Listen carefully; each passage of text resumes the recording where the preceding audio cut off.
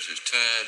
Gentleman from California. Mr. Speaker, for purposes of debate only, I yield 5 minutes to the gentleman from Ohio, Mr. Traficant. The gentleman from Ohio is recognized for 5 minutes without objection. We are here now in Chapter 11. Members of Congress are official trustees presiding over the greatest reorganization of any bankrupt entity in world history, the U.S. government. We are setting forth, hopefully, a blueprint for our future.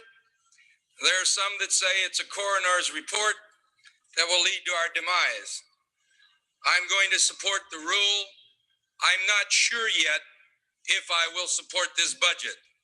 I want to hear an awful lot more, not being a member of the committee, and I'm not going to vote for things I don't understand or don't like. But let there be no mistake. After 12 years of Ronald Reagan and George Bush, we're standing here. And let me say this to the minority party. Every program Ronald Reagan wanted in 1981, he got. Reagan got it. There was a Republican Senate majority, and there were 70 Democrats in this House that might as well have been Republicans, and we have the program. And the major assumption was very simple. We're going to cut taxes, put money in the pocket of the American people, and when they spend this money, our gross national product is going to rise so great that even though we've reduced your tax liability on a percentile basis, we'll balance the budget, quoting Ronald Reagan in the fall of '82. It's going to take the fall of our Congress, I think, before that happens. Ladies and gentlemen, let's give this new administration a chance. Democrats gave Ronald Reagan a chance. But let me give one word of caution here today. America already has race wars. Let's be honest about it. We already have gender wars. Let's be honest about it. We already have age wars. Let's be honest about it. One thing this Congress better not get involved in and get trapped into is a class war on money. In America, if you cannot earn all that you can, there's something wrong, and there's no more a spirit of free enterprise. And I want to say this to the members. We may talk about taxing the rich, but the rich people have already taken their companies and their jobs out of America. Be careful that the rich people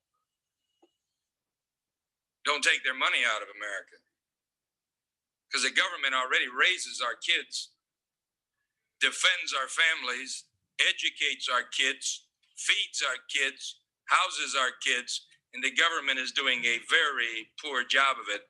I think mom and dad would be better utilized there once again. So I'm going to listen to the debate, and I don't know if I'll vote for this budget. Finally, I don't know if the budget makes one damn bit of difference, because we waive it all the time, and I don't think we've ever followed it. I think we've got an excellent chairman that worked hard. If we're going to have a budget, we should follow it. If not, we once again as members waste both our time and the people's time.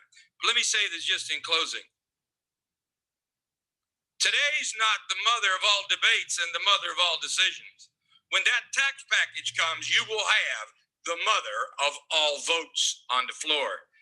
And let me say this. I'm not for voting any more taxes on the back of the American people, because I believe the tax of 1990 put us right here today.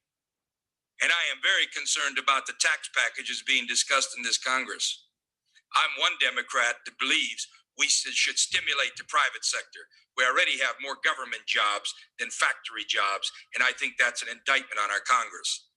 One basic tenet of this Constitution, life, liberty, and pursuit of happiness, and there can be no life, liberty, or pursuit of happiness in America without a job. And I'd like to see the mother of all debates center around the jobs bill. Yield back to balance. Time the gentleman has expired. The gentleman from Florida.